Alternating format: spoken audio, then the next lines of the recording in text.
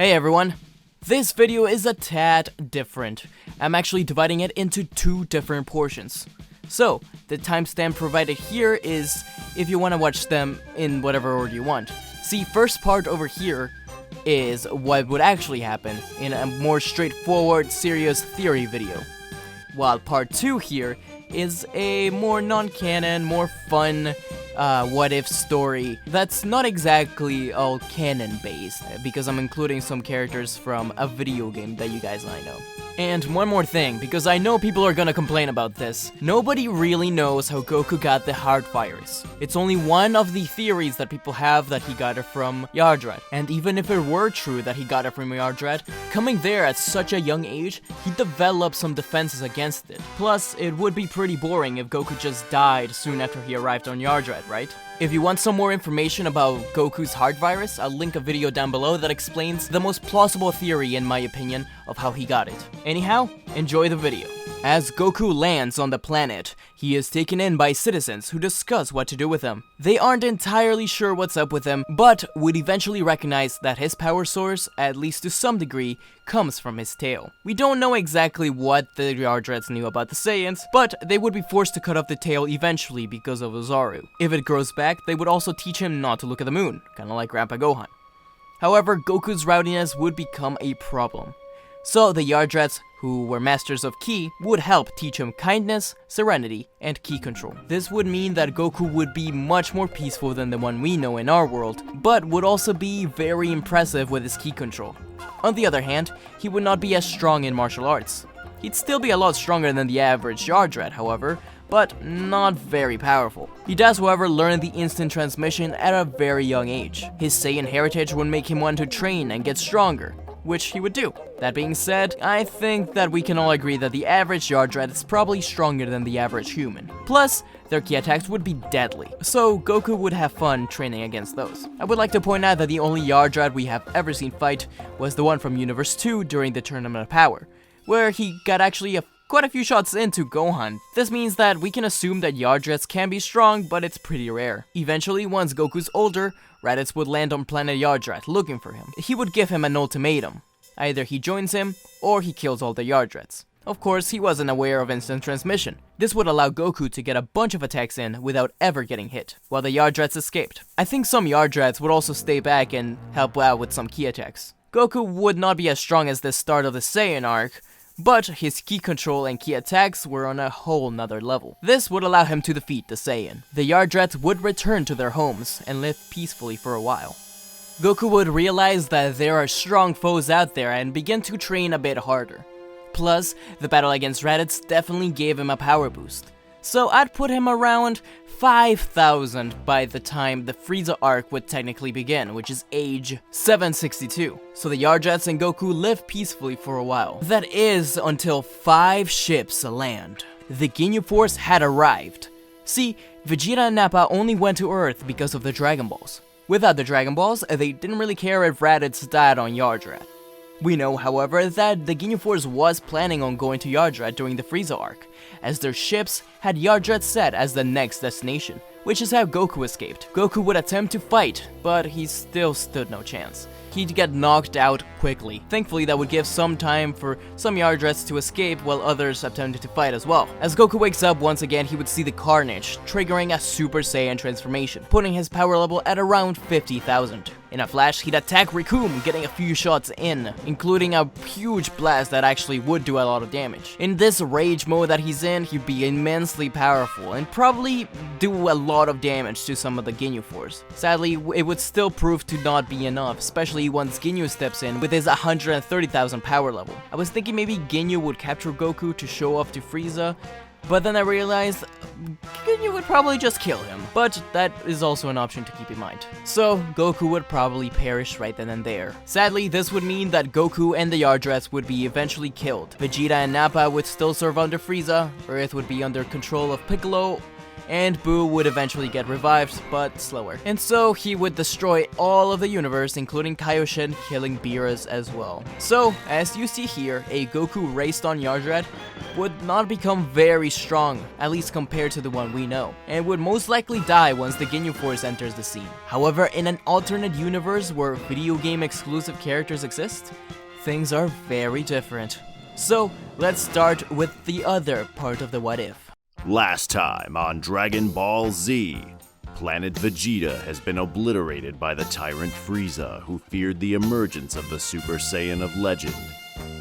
With most of the Saiyan race vanquished, the Frieza force has depleted significantly. As Frieza enjoys the death and destruction, a pod carrying a Saiyan child approaches an unknown planet rapidly. A Saiyan couple, Guinea and Bardock, had saved their second-born from sure destruction by sending him out to a planet with a weak population.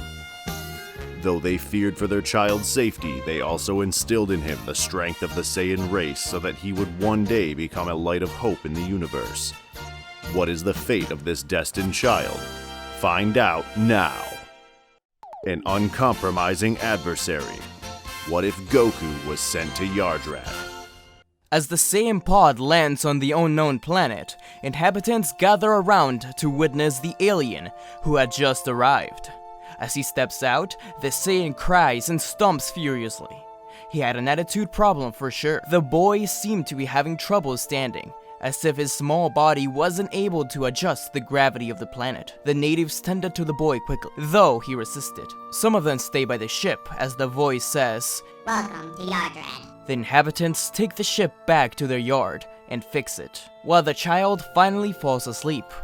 The locals begin to discuss what to do with the child, until one of them suggests that they simply take care of him, teach him to not hurt others, as the people of planet Yardrat are peaceful, and so began a challenge to tame this young boy. Thankfully, the Yardrat's mastery of Ki was versatile and allowed them to teach the young boy about peace and serenity. Sadly, one night, Goku looked towards a full moon and transformed into an Ozaru. The Yardrats were weak and could not take him on.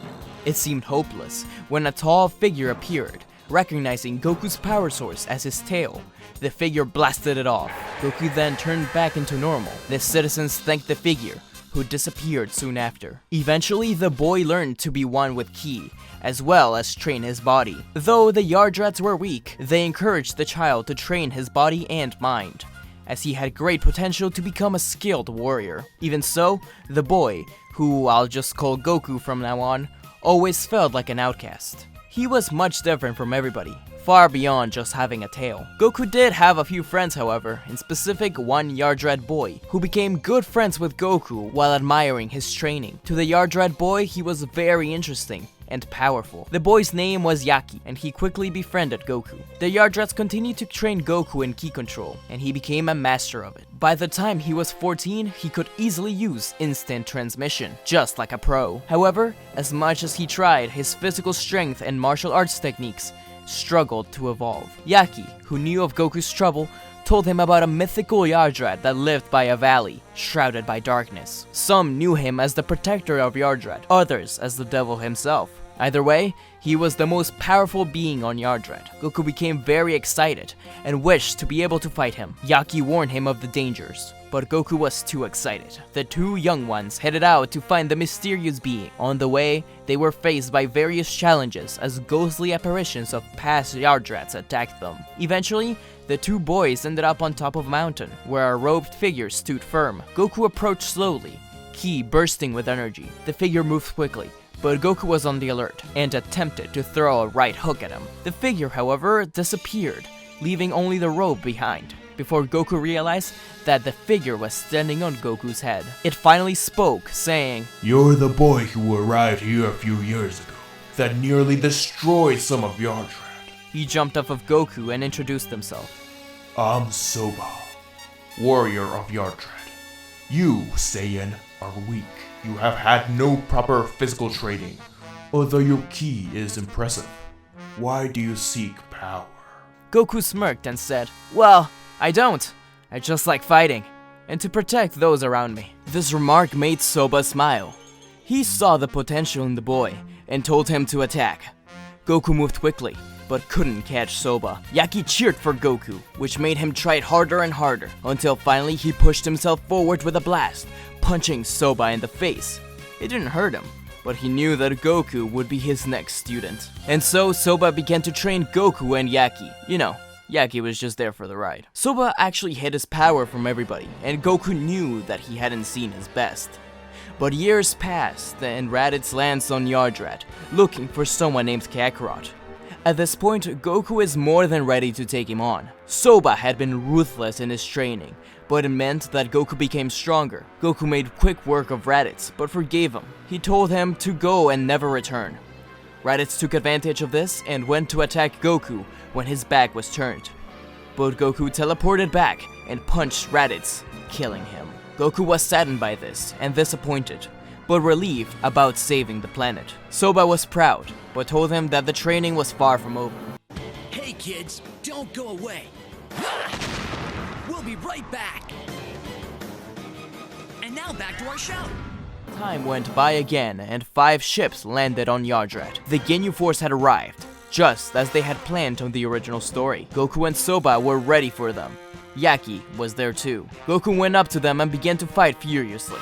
Goldo was first, and although the time stop caught him off guard, Yaki distracted Goldo so Goku could defeat him. Next was Rikuma, and Goku and him seemed to be more on par, but Goku had the edge in key attacks, and defeated him as well. Jais and Birder were next, both at the same time. Birder was taken aback when Goku seemed to move faster than him. However, it wasn't speed, but rather the instant transmission. Finally, Soba stepped in to help, and defeated them both. It was time for Ginyu to battle. He was angered by the death of his forces. Goku was tired and hurt, and Yaki started to take care of him, so Soba stepped up once more. Ginyu was an absolute joke to him. Ginyu, however, used his secret technique to change bodies, but Soba was so much faster than his technique that he took the chance to teleport behind him and break his neck. Goku was in shock by how brutal his master was, but thankful for it. Soba knew it wasn't the end of it, and told Goku they needed to prepare.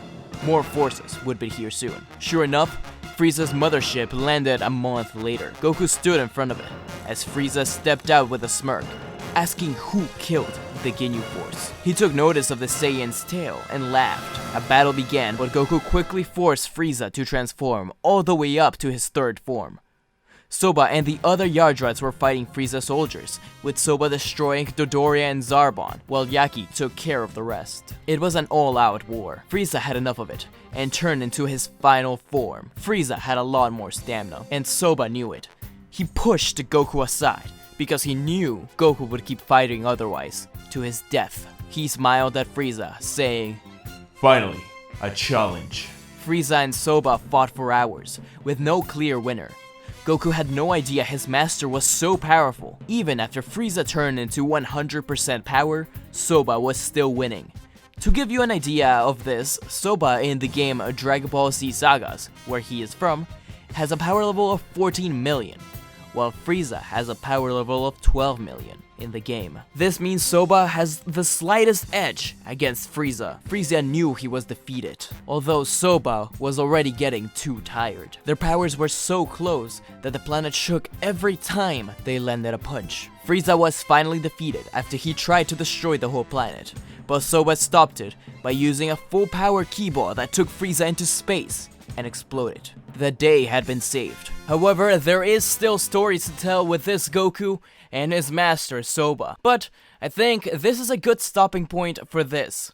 If you would like to see more, of course, I am more than willing to make another story of this, following up with what would King Cold be up to, and Majin Buu? We'll find out, maybe next time. In the meantime, be sure to check out all my other what ifs. Thanks for 13,000 subscribers, guys. It means a lot to me.